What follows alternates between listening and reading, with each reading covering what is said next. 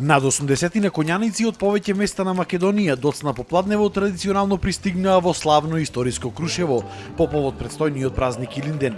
Како и секоја година тие беа пречекани со лепи сол пред столбот на Крушевската република во центарот на градот од многобројните граѓани и туристи.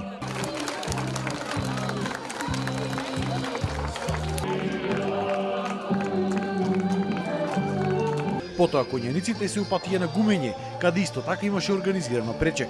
Најбројна беше коњаницата од Горно Лисиче Скопје. Меѓу нив беше и најмладиот учесник 17 годишната Марија Стамболиска. Прв пат ми е, мојот татко јаваше 2012 година, имаме ние семејна историја каде што мојот прадедо бил во четата на Христо Чернопеев и ова ни остана како некое наследство.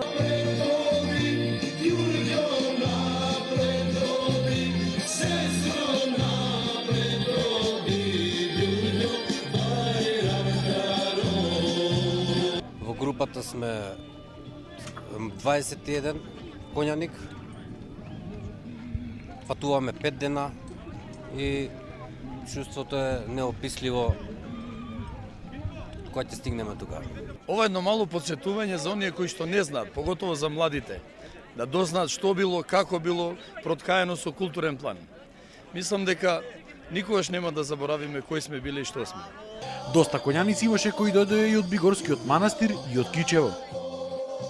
Пред да се дигне Илинденското востание, монасите од Бигорскиот манастир изработиле 2 црнешови топчина и по истиот пат ние што го врвиме, ги донесле на местото гумења каде се означило почетокот на Илинденското востание. Сакаме да им одадеме еден почит на сите кои положија животите. И во Илинденската епопеја, и за време на партизанските денови, и за време на другите настаници, сите македонци кои дадоа своите животи за нашата држава. Коњаниците на гумење ги пречека и униите на жени на ВМРО ДПМН од градовите Крушево, Прилеп и Битола. Од Крушево им посакуваме добре дојде на коњаницата. И оваа година традиционално со унијата на жени од Битола и унијата на жени од Прилеп ги пречекуваме на гумења коњаниците со домашна погача, топла погача, со вино и со македонскиот тапан, песна и оро.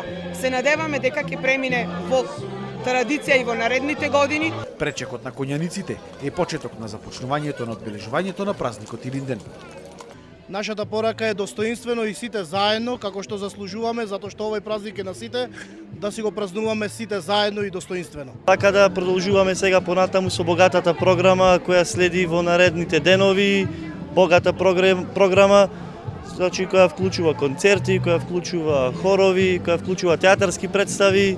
Утре е отварањето на манифестацијата 10 дена Крушевска република, а во петок главната свеченост на Мечкин камен.